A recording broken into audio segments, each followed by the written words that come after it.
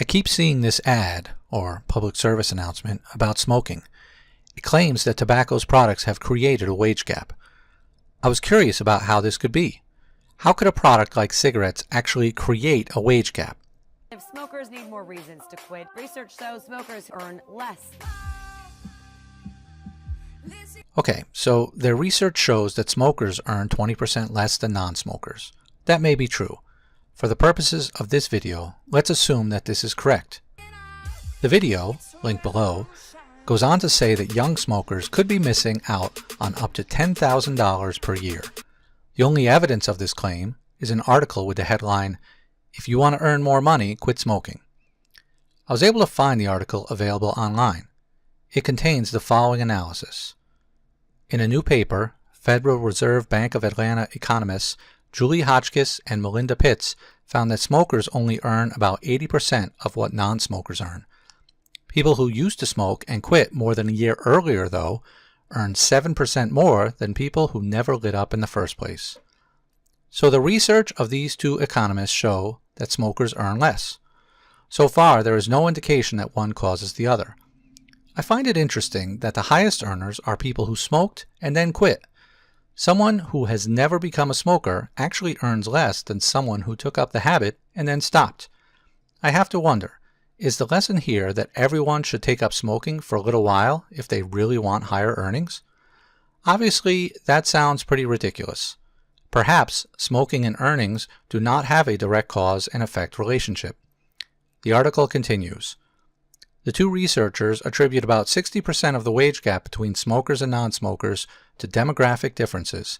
Collectively, smokers tend to be less educated than non-smokers, for instance, but the rest were ascribed to what they called unmeasured factors. So the researchers found that 60% of this gap is caused by differences like education. Could it be possible that the gap between smokers and non-smokers has more to do with these types of characteristics? If you believe that smoking is a bad decision, could it be that in general smokers make poorer decisions than non-smokers? Frank Stafford, another economics professor, was also quoted in this article. The wage disadvantage to smoking has been well documented. Hard to believe that the direct unpleasantness of smoking is the main factor. Hotchkiss and Pitts considered what some of the other factors to explain the wage gap could be.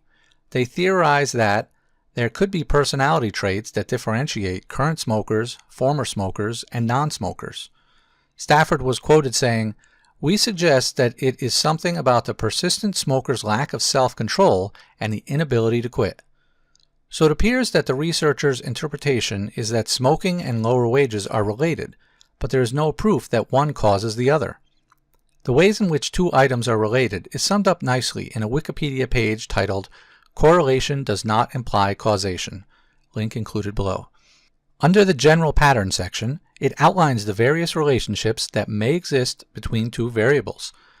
From reading the article mentioned in the ad, it appears that the conclusion reached is that smoking and lower wages are consequences of a common cause but do not cause each other. Thus, there can be no conclusion made regarding the existence or the direction of a cause and effect relationship only from the fact that A and B are correlated. The article indicates that these two behaviors are related and may stem from common character traits. So the message from the commercial that Big Tobacco's products control your paycheck has not been proven at all in the advertisement or in the article it refers to. The ad's message is basically, just quit smoking and you'll earn more money. On its face, this doesn't sound right. Hey boss, I just quit smoking, so you need to pay me more.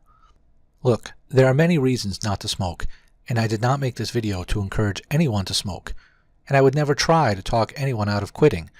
It's just that I see this ad on TV too often, and do not appreciate being lied to. If thetruth.com really wants to help people quit smoking, they should stick to the real problems related to smoking, and focus more on telling viewers the truth. Thanks for watching.